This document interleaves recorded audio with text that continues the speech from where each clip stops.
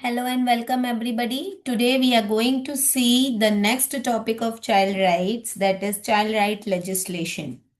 जल्द ही हमारा यह सब्जेक्ट कंप्लीट हो जाएगा। सो चाइल्ड राइट लेजिस्लेशन का मतलब होता है कि बच्चों की राइट्स और लेजिस्लेशन हम हमारे सोशल लेजिस्लेशन के पार्ट में ऑलरेडी देख ही चुके हैं कि उसका क्या है। अगर जिन लोगों को नहीं आ रहा है तो प्लीज़ इसका रिकैप आप हमारे पुराने वीडियोस को देख लीजिएगा। एक क्विक रिकैप आपका हो जाएगा। अब देखिए चाइल्ड राइट लेजिस्लेशन में हम सबसे ज्यादा क्या टॉपिक देखेंगे। भाई देखिए, सबसे पहले तो हमें यह समझना जरूरी है कि चाइल्ड क्या है। Who is a child? Okay, बच्चा कौन है। तो देखिए, अब तक हम लोग जितने भी क्लासेस करते हैं उसमें हमको समझ आया 18 साल से कम उम्र जिसकी भी है उसे बच्चा घोषित किया जाता है अकॉर्डिंग टू यूएन। ठीक है ना। यूएन के अकॉर्डिंग ग्लोबली किसी किसी कंट्रीज में अंडर 15 ईयर्स इज चाइल्ड, 15 साल के ऊपर वो एडल्ट ले लेते हैं, बट हमारे भारत में आज भी after 18 years only you become adult. तो 18 साल के अंदर के बच्चे, अंदर के जो भी व्यक्ति हैं वो चाइल्ड हुए। ओके। सो उस और फिर उनका क्या अधिकार है, राइट्स ऑफ द चाइल्ड। और फिर वो क्यों बच्चे का राइट बोल रहे हैं, because ultimately it is the human right. Okay, तो इस चीज को समझना जरूरी है। फिर इसके अलावा कौन सी ऐसी चीजें हो रही हैं जिसमें राइट्स जो है अलग अलग रोल प्ले कर रही हैं। इसके साथ साथ में कौन सी ऐसी जनरल बॉडीज है जो चाइल्ड राइट्स को फ्रेम करती हैं और इनके अंतर्गत क्या क्या चीजें हैं। जैसे अगर आप यहाँ सामने नाम देख रहे होंगे, UNCRC, united nations child right convention. फिर UNICEF, united nation international children's emergency fund. फिर वर्ल्ड हेल्थ ऑर्गेनाइजेशन, बच्चों की हेल्थ के लिए, WHO. NCPCR, national commission for protection of child rights. And NHRC, that is national human right commission.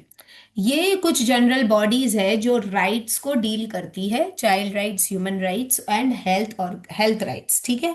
तो इस पर जब हम पढ़ेंगे तो हमें इन बॉडीज के बारे में पूरी इंफॉर्मेशन होनी चाहिए। जब आप इसके नोट्स बनाएं या आप इसका असाइनमेंट अगर बनाते हैं तो मैं आपसे ये एडवाइस करूंगी कि आप यूएनसीआरसी के बारे में पूरी बुक में, मतलब इस सब्जेक्ट की बुक में पूरा जो भी यूएनसीआरसी के बारे में आपको समझ आ रहा है उसको पूरा आप समझें। फिर यूनिसेफ को समझें, डब्ल्यूएचओ को समझें, एनसीपीसीआर क्या है उसको समझें, एनएचआरसी क्या है उसको समझें। और उसके अंदर कौन से एक्सप्लॉयटेशंस आते हैं और कौन सी राइट्स आ रही है, कब ये राइट्स इम्प्लीमेंट हुई और भारत में कब ये राइट आई। ठीक है ना। इतनी चीजों का एक लिस्ट बना लें और या तो टेबल बना लें या प्लानर बना लें, जैसा भी कुछ है। ये स्मार्ट वे ऑफ लर्निंग मैं आपको बता रही हूँ, बिकॉज एज देखिए क्या होता है, जैसे हम हु इज अ चाइल्ड भी अगर समझें तो बच्चा क्या है। ठीक है, चलिए स्टार्ट ही कर देते हैं टॉपिक को। ये ओवरऑल जिस्ट हमको समझ में आ गया है कि इतनी चीजें आप लोगों को करनी है। तो हु इज अ चाइल्ड, जब हम बच्चे को समझते हैं तो जैसे कि यहाँ पे दिया है 18 साल से कम उम्र वाला जो भी व्यक्ति है उसे हम चाइल्ड कहेंगे। ठीक है। यूजुअली गर्ल्स की मैरिज 18 में और मेल्स की यानी बॉयज की मैरिज 21 में, ऐसा रूल इंडिया में आया है। ठीक है ना। तो अगर हम ये कहें कि अगर 18 साल से कम उम्र के जो बच्चे हैं इन पर अगर कुछ हजार्डस एम्प्लॉयमेंट या कोई एक्सप्लॉयटेशन रिलेटेड टू सेक्स और जेंडर और एनीथिंग, ये सारी चीजें अगर आती हैं तो इन सब चीज के लिए राइट्स यानी अधिकार की बात आती है।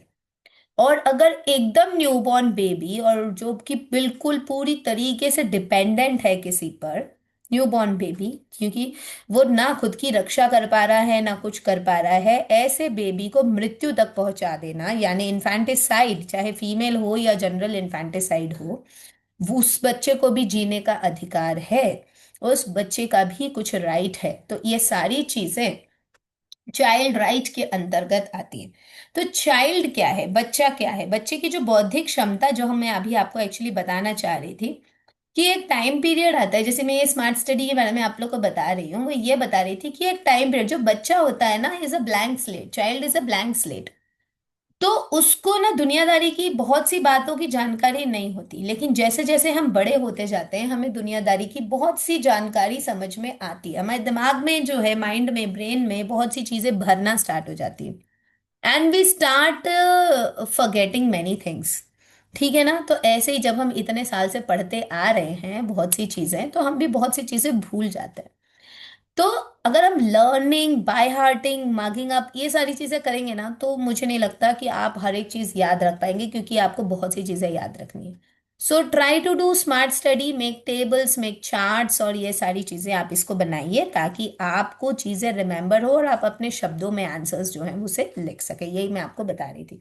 सो इस ये जो मैंने आपको अभी एक्सप्लेन किया, उससे ही मैं जिस्ट निकालती हूँ वापस टॉपिक में वापस आने के लिए, कि बच्चा जो है, जो चाइल्ड है, वो ये समझिए आप कि वो एक ग्रोइंग अप स्टेज है। जैसे कि हम लोगों ने यूनिट 1 ब्लॉक 1 में पढ़ा है पूरे कोर्स का, जो है कि बच्चा जो है एक ग्रोइंग अप स्टेज है। ठीक है ना। अगर हम ग्रोइंग अप स्टेज को समझते हैं कि जो यूनिवर्सल चाइल्ड है वो एक मेजॉरिटी लेवल पर एक ऐसा व्यक्ति है जो दिन प्रतिदिन ग्रो हो रहा है, दिन प्रतिदिन दुनिया की सारी चीजों को समझ रहा है, तो ये वो चीज है जहां पर बच्चे के साथ में यदि कुछ ऐसी चीज हो जाए जो उसके साथ नहीं होना चाहिए, उसके लिए राइट्स का होना बहुत ज्यादा जरूरी है, अधिकार की चीजें होना बहुत ज्यादा जरूरी है। तो यूजुअली हम समझ रहे हैं कि क्या क्या चीजों पे राइट्स की जरूरत है। एक तो चाइल्ड लेबर, एक तो जस्टिस, जुवेनाइल जस्टिस, ठीक है, और एजुकेशन, राइट टू एजुकेशन बच्चे के होना चाहिए, 6 से 14 साल की उम्र के बच्चों को प्रॉपर एजुकेशन मिले, और सेक्सुअल एक्सप्लॉयटेशन ना हो। ये सारी चीजें बहुत ज्यादा जरूरी है। तो जितने भी जनरल बॉडीज हैं उन्होंने अलग अलग तरीके से बच्चे की राइट्स पर एक्शन लिया और अलग अलग तरीके से बच्चों के लिए व्यवस्था करी, जो हमने हमारे पिछली क्लासेस में देखा, हमारे पिछले चैप्टर्स में। सबसे पहला अगर हम राइट बोले तो राइट्स की अगर हम गिनती करने बोले कि भाई चाइल्ड राइट्स बताओ क्या क्या चाइल्ड राइट्स हैं, सो यहां से हम शुरू करते हैं। सबसे पहली चाइल्ड राइट आती है राइट टू सर्वाइवल। भाई सबसे पहले जीने का अधिकार है, अगर जीने ही नहीं देंगे कि तो आगे की राइट ही कहाँ से मिली, है ना। तो सबसे पहली राइट आती है राइट टू सर्वाइवल। अब जब बच्चा जी गया तो भैया ग्रो डेवलपमेंट, भैया उसको बढ़ने का और खुद को ग्रो करने का पूरा अधिकार है। ठीक है। तो right to development, this is the second right. ठीक है। Third right, right to participation, बच्चे को समाज में हर एक चीज में हिस्सा लेने का पूरा अधिकार है। ठीक है। गणतंत्र दिवस से लेकर हर तरीके की जो एक्टिविटीज है, इनफैक्ट अगर झाड़ू भी लगाने की एक्टिविटी हो रही है तो हर किसी को उसमें हिस्सा लेने का, पार्टिसिपेशन का पूरा अधिकार है। इसीलिए तो हमारे भारत में अनशन और पता नहीं क्या क्या उसमें बच्चों को भी बिठा देते हैं। भाई अधिकार है, अधिकार के बल पर बहुत सी चीजें हो रही हैं। पॉजिटिव रहे सारी चीजें तो देश का भला होगा और देश आगे बढ़ेगा। अगर कुछ नेगेटिव है तो वो नेगेटिविटी ही फैलाएगा। ठीक है। चलिए, ये तो एक जनरल सी बातें थी। तो नेक्स्ट, राइट टू प्रोटेक्शन, हर एक व्यक्ति को अपने आप को प्रोटेक्ट करने का पूरा अधिकार है। तो ये चार बेसिक राइट्स है, right to survival, right to development, right to participation and right to protection. इसको आप ऐसे निमोनिक्स बना सकते हैं, SDP2, survival, development, participation and protection, right. तो ये चीजें बहुत ज्यादा जरूरी है। चारों राइट्स जरूर जरूर पेपर में लिखिएगा ताकि आपको समझ में आए कि राइट्स क्या है ना। फिर इसके बाद हम आगे समझेंगे कि ये जो राइट्स है इनका प्रॉपर फ्रेमवर्क क्या है। तो देखिए, जो बच्चे का अधिकार है ऑब्वियसली वो चीज बड़े होकर बड़ों को भी, मतलब जब बच्चा बड़ा होगा तब वो वही चीज उसका भी अधिकार होगा, बस यही है कि वो ह्यूमन राइट्स में कन्वर्ट हो जाता है। 18 साल के बाद वही राइट्स ह्यूमन राइट्स में कन्वर्ट हो जाता है, तो फिर UNHRC, ह्यूमन राइट कन्वेंशन के अंतर्गत आ जाता है। तो बचपन में उसे वो राइट मिली है तो वो कैरी फॉरवर्ड हो जाती है आगे, है ना। तो चाइल्ड राइट कन्वेंशन और यूनिसेफ जो है वो ये कहता है कि right to life, right to survival, right to development, right to for concerning authority और identity and right for protection, ये कुछ राइट्स है जो यूनाइटेड नेशंस यानी संपूर्ण विश्व में ह्यूमन राइट्स के अंतर्गत आता है। ठीक है। अब नेक्स्ट जो हम ये देखेंगे कि भारत में जो कल्चरल चाइल्ड राइट्स है वो क्या है। अलग अलग लोगों ने अलग अलग तरीके से राइट्स को बताया। हमारे भारत में रेसिज्म नहीं है, लेकिन हमारे भारत में क्लास और कास्ट सिस्टम है। तो भारत में caste system, class system, language, culture और इन सारी चीजों पर लेते हुए चाइल्ड रेयरिंग प्रैक्टिसेस होती है। मतलब एक बच्चे की अपब्रिंगिंग, उसका जाति, उसका समाज, उसकी बोली भाषा, उसका जो कल्चर है, ट्रेडिशन है, कस्टम है, रीति है, रिवाज है, इसके अकॉर्डिंग उनकी अपब्रिंगिंग होती है। तो उसके अनुसार उनका जो राइट्स है वो राइट्स कहलाता है। यूजुअली सिविल राइट्स क्या होता है? सिविल राइट्स का मतलब होता है वो राइट्स जहां पर हर एक व्यक्ति को सामाजिक दृष्टिकोण से हर एक राइट मिलता है। जो सामाजिक राइट्स है वो अलग है, यानी एक समाज का ये अधिकार है, वो राइट अलग है। लेकिन अगर पूरे विश्व या देश की, अगर हम भारत देश सिर्फ की बात करें, तो जो सिविल राइट्स उसके अंतर्गत आती हैं वो पूरी राइट्स उसको मिलनी चाहिए। नेक्स्ट आ जाता है पेरेंटल केयर। पेरेंटल केयर जो होता है वो ये है, हर एक बच्चे को उसके माता पिता के पास रहने का पूरा अधिकार है। यदि कोई माता पिता अपने बच्चे को या किसी भी बच्चे को इधर उधर व्यवस्था कर दें, आप समझ रहे हैं हम क्या कहना चाह रहे हैं, चाहे तो जन्म देने के बाद में उनके केयर नहीं कर पाना ड्यू टू इकोनॉमिक और ड्यू टू सोशल इफेक्ट्स, तो उस बच्चे को पूरा अधिकार है कि वो अपने माता पिता के पास रहे। तो पेरेंटल केयर का पूरा अधिकार बच्चे को होता है। ये 90s के जमाने में बहुत से ये वाले प्रॉब्लम्स आए, कभी बच्चा इधर मिल रहा है उधर मिल रहा है, तो ये राइट्स उस समय बहुत ज्यादा एक्टिव और इम्प्लीमेंट हुई थी। इसीलिए तभी ये राइट आई थी, राइट टू पेरेंटल केयर, है ना। जैसे कभी बच्चे का जन्म हुआ, कहीं कचड़े के डिब्बे के पास मिल रहा है, कहीं मंदिर में मिल रहा है, कहीं पानी के पास मिल रहा है, तो ये सारी चीजें बहुत हो रही थी उस समय। और अब तो काफी रेयर है, बहुत ही रेयर हो रहा है ये सारी चीजें, इधर बच्चा मिलना उधर बच्चा मिलना, ये सारा चीज अब आजकल तो नहीं हो रहा है, क्योंकि आजकल बहुत सी चीजें नॉर्मल और कॉमन कर दी। आजकल पेरेंट्स ही इतने ज्यादा एडवांस हो जा रहे हैं कि ऐसा नौबत ही नहीं आ पा रही। पहले क्या है कि ये चीजें दबा के रखती जाती थी, तो इसीलिए बच्चे को इधर उधर कर दिया जाता था। पर अब ये पेरेंटल केयर की राइट्स आने के कारण ये चीज जो है वो सोसाइटी में निग्लेक्ट होती जा रही है। ठीक है, लेकिन ये पहले थी ये राइट्स। ओके, मतलब पहले इस राइट ये सॉरी पहले ये राइट नहीं थी, इसीलिए इन चीजों की जरूरत थी। अब ये है इकोनॉमिक एक्सप्लॉइटेशन। इकोनॉमिक एक्सप्लॉइटेशन का मतलब होता है कि जहां पर इकोनॉमी जो है वो एक्सप्लॉइट हो रही है। अगर हम इकोनॉमी की बात करें तो वॉयलेशन जो है वो राइट्स का एक टाइप है।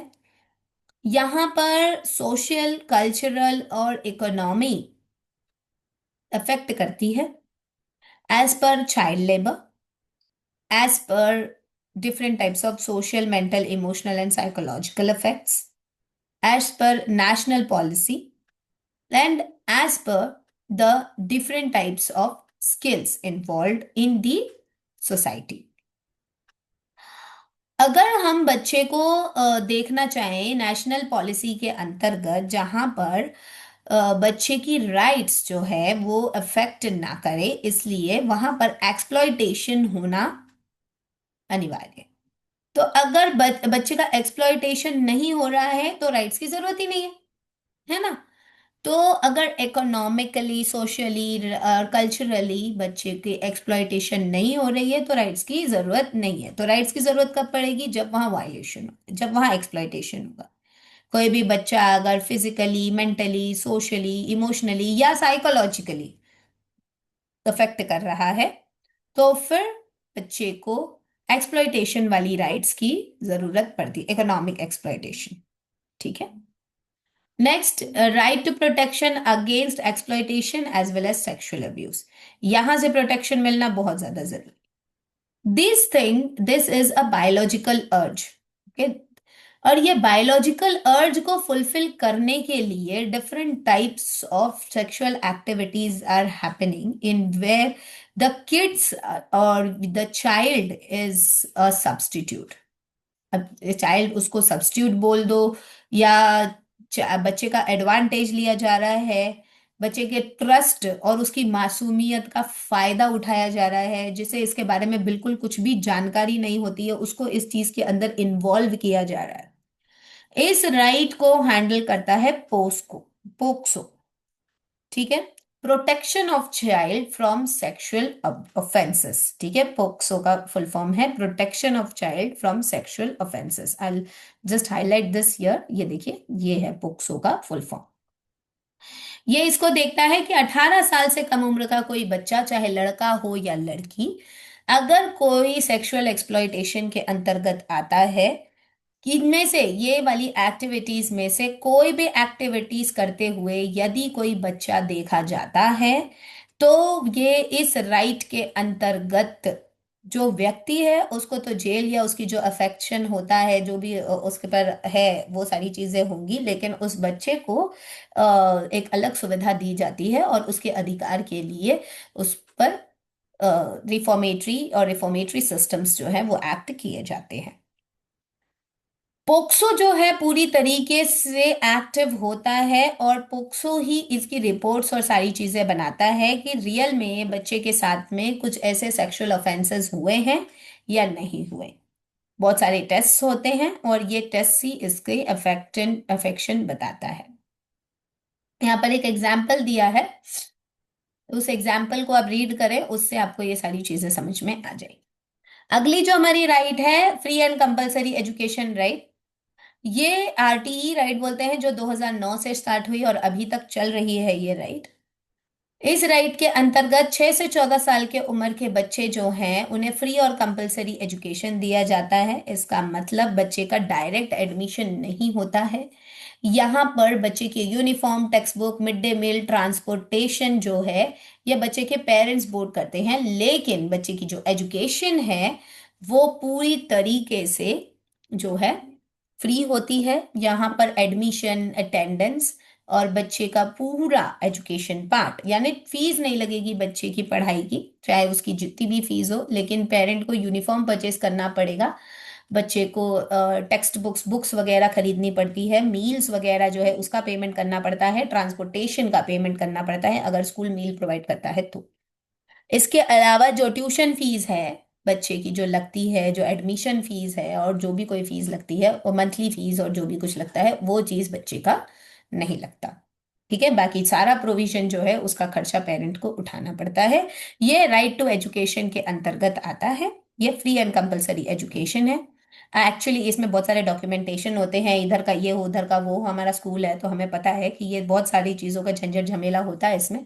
बट द थिंग इज, अगर कोई व्यक्ति है जिसके पूरे डॉक्यूमेंट्स अच्छे से रेडी हैं और सब कुछ तैयार है तो फिर ऑब्वियसली होता है, कई बच्चों का हुआ है, बड़े बड़े स्कूल्स में एडमिशन होता है उनका। Now, next is protection of child role and contribution to the important organizations। तो यहाँ पर जो organizations के बारे में बात हुई थी वो यहाँ पर है। यूनिसेफ, WHO, NCPCR और NHRC, ये बहुत ज़्यादा इंपॉर्टेंट ऑर्गेनाइजेशंस हैं जो ऑल ओवर द वर्ल्ड समझते हैं, तो एक एक करके इन्हें समझते हैं। UNCRC, United nation child right convention, इनका ये कहना है, ये यूएन जनरल असेंबली में 1989 को अडॉप्ट की गई थी। ठीक है, यहाँ पे आप यहाँ से ना पूरे पॉइंट्स आप निकाल लीजिएगा तो फिर आपको ये सारी चीजें समझ में अच्छे से आ जाएंगी। 1990 में ये कन्वेंशंस जो हैं ये पूरी तरीके से बच्चों के लिए प्रोवाइड कर दिए गए थे, जहां पर बच्चे और पेरेंटल केयर के बिना वाले जो बच्चे हैं, चाहे वो ऑर्फन हो या स्ट्रीट चाइल्ड हो या कोई ऐसा बच्चा हो जो जो पूरी तरीके से अलग हो चुका है अपने परिवार से, उन बच्चों की राइट्स के लिए यूएनसीआरसी की शुरुआत हुई थी। तो who is a child? Child कौन है? 18 साल से कम, according to the child rights the child below 18 years is a child. Sorry, the person below 18 years is a child. Okay, अलग अलग आर्टिकल्स हैं बच्चे की caste, creed, race, gender, colour, sex या कोई भी सोशियो इकोनॉमिक स्टेटस और psychological effects, इन सब के बेसिस पर बच्चे को पूरी तरीके से इक्वली ट्रीट करना, ये इसका सेकेंड आर्टिकल है। इस प्रकार से थर्ड आर्टिकल ये कहता है बच्चे को हर तरीके की प्रोटेक्शन मिले। फोर्थ आर्टिकल ये कहता है कि पूरी तरीके से रेस्पॉन्सिबिलिटी मिले। फिफ्थ आर्टिकल कहता है कि इसको पूरी ड्यूटीज जो है वो पूरी करने का पूरा अधिकार है और बच्चा जो है उसको जीने का पूरा अधिकार है, ये सिक्स्थ आर्टिकल कहता है। ठीक है। तो इस तरीके से ये जितने भी आर्टिकल्स हैं, आर्टिकल नंबर 9, 7, 8 जो है वो अलग आर्टिकल्स है, article number 9, article number 11, article 12, article 13, 14, इस तरीके से टोटल यहाँ पर अगर हम देखें, सो देर आर 30, हाँ there are 54 articles given by UNCRC. तो इनके अगर आप चाहें तो पॉइंट्स बना लें, सब कुछ लिखने की जरूरत नहीं है, 10 से 12 आर्टिकल्स आप कोई भी जो आपको इजी लगता है उसको अगर आप लिख दें तो आपको ये समझ में आ जाएगा और इसको आप पॉइंट्स बना सकते हैं। ठीक है। अब सेम आ जाता है UNICEF. UNICEF is children emergency fund.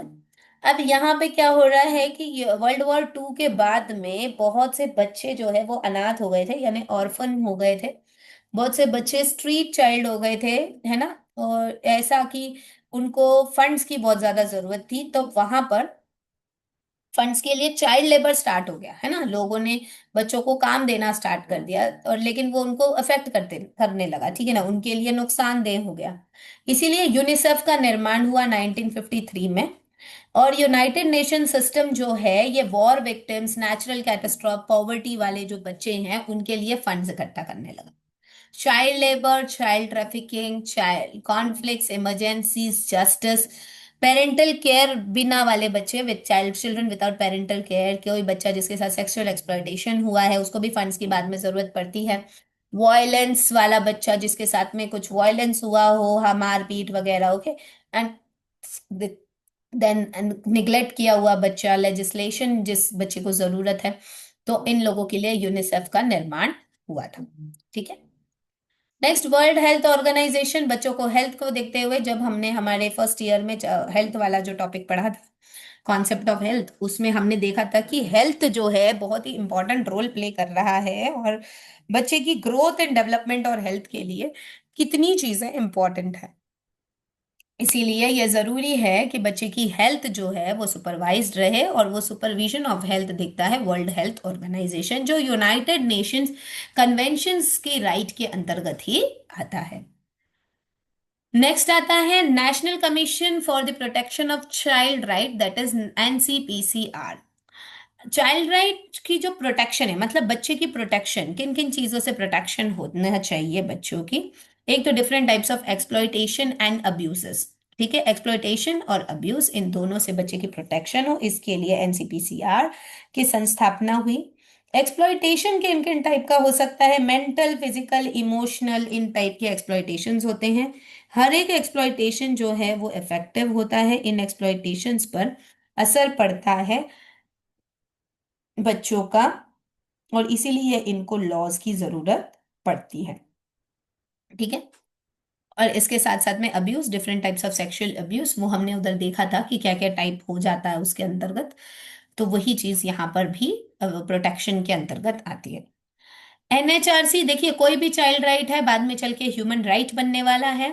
तो ये जो ह्यूमन राइट है ये बन जाता है right to life, right to liberty, right to equality, right to dignity and right to protection as well. तो यहाँ पर जो एनएचआरसी है वो ये देखता है कि चाइल्ड राइट पूरी तरीके से फॉलो हुआ, तो अब इसको ह्यूमन राइट में कन्वर्ट कर दें। बच्चा जैसे ही 18 साल का होता है उसको ह्यूमन राइट के अंतर्गत कन्वर्जन अपने आप ही हो जाता है। ठीक है। अब यहाँ पे टीचर्स और बच्चों का क्या रोल है कि भैया बच्चों को जानकारी दें कि क्या आपका अधिकार है, क्या आपका अधिकार नहीं है, किस टाइप की चीजें अधिकार में आती है, and what all things are there in the right. The child should be a good listener, the child should discuss the problems at home, school and community. Parent teacher association में child rights का discussion होना ताकि सबको पता चले। Corporal punishment जो है उसको अवॉइड करना ताकि कोई एक्सप्लॉयटेशन या अब्यूज ना हो, स्कूल में कोई टाइप का अब्यूज या एक्सप्लॉयटेशन ना हो। स्टीरियोटाइपिंग लाइफ जो है उसको दूर रखें, बच्चों को सब चीज की जानकारी और नॉलेज दें हर तरीके से। क्रीड और कास्ट सिस्टम से दूर रखें बच्चों को, और हर तरीके का जो वायलेशन है उससे बच्चों को दूर रखें, बच्चे को सेफ एनवायरनमेंट दें, अपने आप राइट्स जो है वो एक्टिव हो जाएंगे। ठीक है। तो यहाँ पे हमारा जो सब्जेक्ट है वो कंप्लीट होता है आज। कल हम एंगेजिंग कम्युनिटी का इंट्रोडक्शन करके, और जो ये है कल से हमारा ये स्टार्ट हो जाएगा। तो फिर हम इसको अच्छे से जो है 16 तारीख के बाद ही समझेंगे। तो आज हमने इसको कंप्लीट कर दिया है, चाइल्ड राइट्स वाले चैप्टर को। Thank you very much all of you कि आप लोगों ने इतना सपोर्ट किया। पेपर 4 हमारा कल स्टार्ट हो जाएगा, फिर उसके बाद कंटिन्यू होगा 16 तारीख से। आप सभी लोग जो है अब 9 तारीख से अपने प्रैक्टिकल्स कंप्लीट करें। कुछ भी अगर आपको डाउट है तो आप एक बार मैसेज कर दीजिएगा मुझे, कुछ प्रॉब्लम है तो आप बता सकेंगे। 9 तारीख से आप लोगों की लाइव रिकॉर्डेड क्लास नहीं चलेगी। 16 तारीख में पेपर 4 हमारा स्टार्ट हो जाएगा, जो महाशिवरात्रि के बाद से। ठीक है, अच्छे से शिव जी का पूजन करें और उसके बाद से हम क्लास की शुरुआत करेंगे। ठीक है, अब हम विदा लेते हैं। आप लोगों की अटेंडेंस प्लीज व्हाट्सएप पे डाल दीजिएगा। थोड़ा आज मुझे जल्दी जाना है, इसलिए मैं यहाँ पे मैं अपने तरफ से नहीं डाल रही हूँ। आप सभी लोग प्लीज व्हाट्सएप पे अपनी अटेंडेंस डाल दें।